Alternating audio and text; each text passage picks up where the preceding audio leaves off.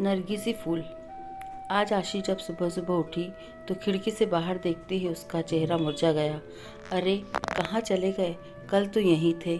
इतने महीनों से रोज़ सुबह दोनों को देखना उसकी आदत सा बन चुका था, और आज जब दोनों अपनी जगह पर नहीं थे तो आशी को कुछ खाली खाली सा लग रहा था। सुबह सुबह बस वो दोनों सामने दिख जाते तो आशी का रोम रोम पुलकित हो उठता था। सुवासित हो उठती थी उसकी सांसें। मन एक अद्भुत खुशी महसूस करने लगता। सबसे खास बात, इन सब का सकारात्मक प्रभाव पड़ता उसके मन मस्तिष्क पर, और कलम खुद ब खुद कोई गीत लिखने लगती। पता नहीं क्या जादू था उन नरगिसी फूलों में।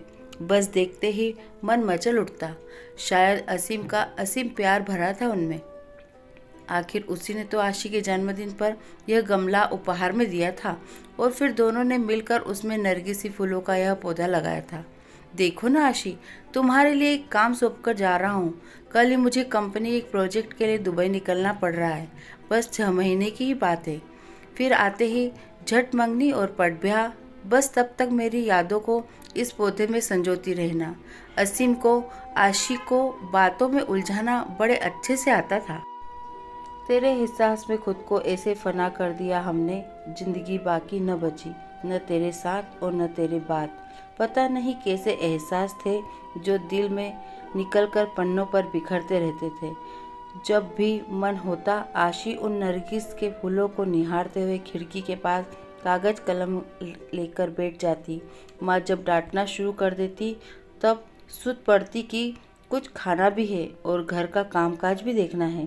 पता नहीं पिछले कुछ दिनों से क्या हो गया था उसे। पतझड़ का मौसम आ गया था, फूल मुरझाने लगे थे। माली से पच कर खाद पानी भी डाला।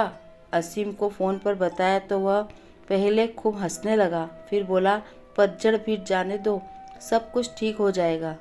असीम बेशक चला गया था, लेकिन आशी हर रोज़ बड़े अरमानों से उस पौधे को सींचती रही। आशी की खुशी का उस वक्त ठिकाना नहीं था जब वह एक रोज़ सुबह उठी और उसने पौधे पर 2 फूल खिले हुए देखे, पीले रंग के।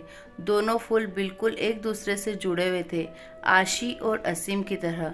आशी रोज़ उन फूलों को निहारती रहती और असीम को याद करती। आशी की रोज़ असीम से फ़ोन पर बात होती थी।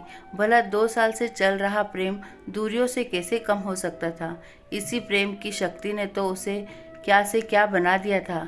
कभी किसी को चिट्ठी पत्री में 2 अक्षर न लिखने वाली आशी की कलम आज अनवरत चलने लगी थी। अपने जज्बातों की शाही में भिगोकर क्या क्या न लिख डाला।